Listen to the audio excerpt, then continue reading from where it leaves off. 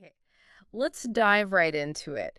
You've sent us some really interesting source material, descriptions of a typical day from two people, Alex and Emma, covering, well, everything. Wake up to bedtime.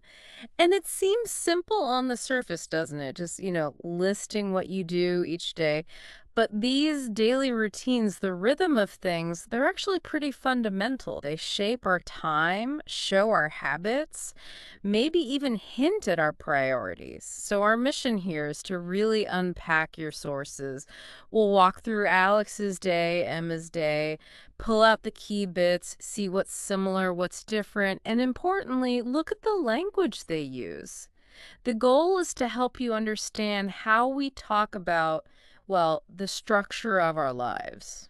Absolutely. And being able to actually describe your day using these kinds of phrases, it's a foundational skill, really. It's key for communication, for planning, even just understanding yourself better. These aren't just lists. They're like little windows into how people organize their time, their world.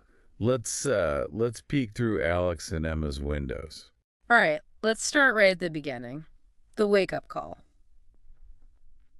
And straight away there's a difference. Alex is up at 6:30 a.m. sharp. Mm-hmm. Emma, she gives herself a bit more time, waking at 7 a.m. That half hour, it sets a different tone for the whole morning, doesn't it? Mm. First choice of the day, right there. Totally. And how they actually handle waking up is interesting too. Emma, she has a relationship with the snooze button, Relatable. hits it once, maybe twice. But Alex, the source says he's immediate. Alarm off, eyes open, sit up, stretch, done. Right. Alex is basically signaling, okay, body, we're starting now. Mm-hmm. Emma allows for maybe a gentler start, Yeah. easing into it. Those tiny initial actions, they say a lot. From there, both head to the bathroom. Brushing teeth, washing face, that seems pretty universal, yeah. First stop after getting up. Seems like it. But Alex then bundles it, quick shower right after, gets dressed immediately. Efficient. Gets that whole getting ready sequence out of the way first thing. Emma, based on how her day flows later, probably does breakfast before getting fully dressed. No. That order matters. You know, what do you need to get done before you sit down for that first meal? Which brings us perfectly to breakfast itself. Emma describes making it sometimes toast with jam, maybe oatmeal with fruit, and the crucial element, coffee. Usually black, sometimes with milk. The coffee ritual. Alex's breakfast, cereal with milk and a banana, and he specifically calls it quick and easy. Ah, that phrase, quick and easy, that tells you something, right? Alex is clearly prioritizing speed, simplicity, get fueled, get moving. Emma's description, toast or oatmeal, liking to cook, suggests maybe a bit more variety, perhaps enjoying the act of making breakfast itself. Different morning energies. Okay, so after breakfast, it's prepping for the outside world. Alex posts cereal, picks out clothes. Wait, maybe he just put something basic on after a shower. Anyway, he gets dressed properly now, packs his bag, laptop, notebook, phone charger, the essentials. Then the commute. Emma leaves around 8:30 a.m., takes the bus that's about 30 minutes for her. Alex drives. His commute is shorter, maybe 20 minutes. The commute, yeah, such a key transition. And look how they use that time. Emma uses her bus ride 30 minutes to read the news, maybe check social media. Right. Alex uses his 20 minutes driving to listen to a podcast. So it's like news and social updates versus maybe more focused audio content. Different ways to use that in between time. Using the travel time. Okay, so they arrive. Workday begins. Emma gets to the office, says hi to people, gets to her desk, fires up the computer.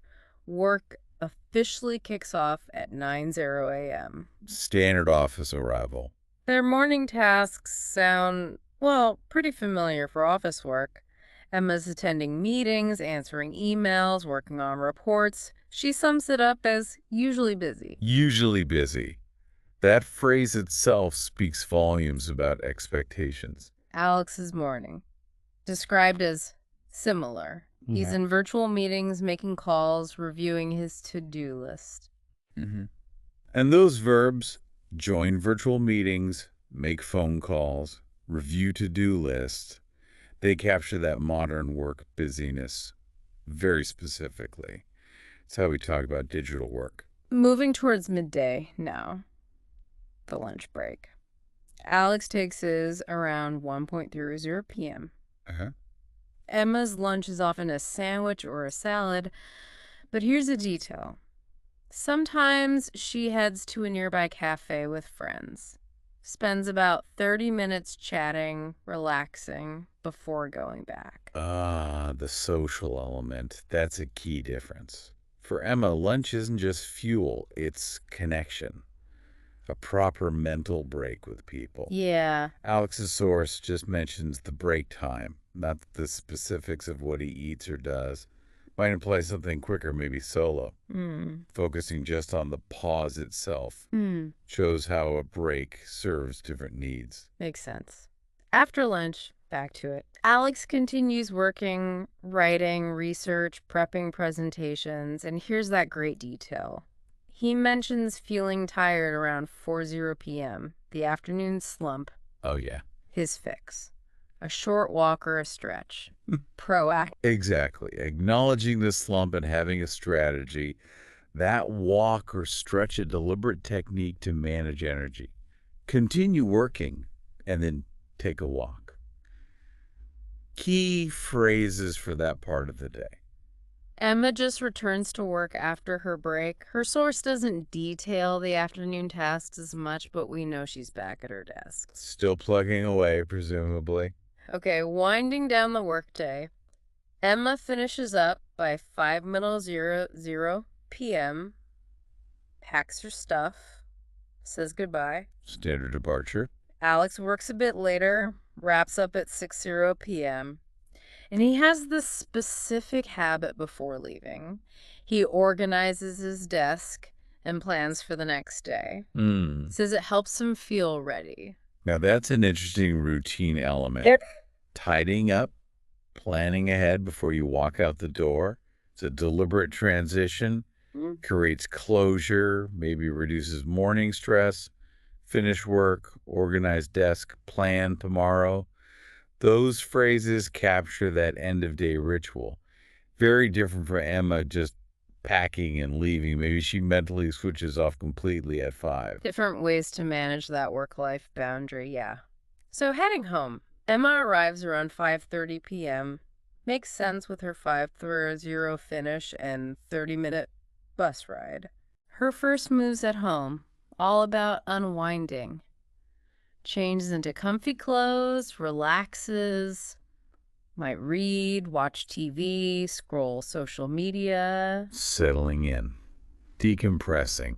Alex, though, if he's got the energy, he might go for activity first. A 30-minute walk or a quick home workout, lists things like push-ups, sit-ups, yoga. The goal, to stay active. There's that contrast again, how they transition into home time. Emma goes straight for passive relaxation.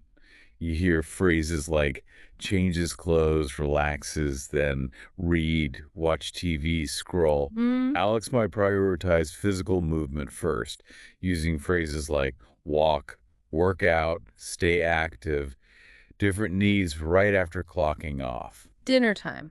Usually around 7:10 p.m. for Emma. She likes to cook, apparently. Mentions pasta with vegetables, tacos, stir fry, calls them easy recipes. So enjoys the process of cooking, maybe. Seems like it. After eating, Emma tackles the cleanup straight away, washes dishes, cleans the kitchen. Then she might call a friend or family. Okay, eat, then clean, then connect. Alex's dinner. Typically rice, grilled chicken, Vegetables.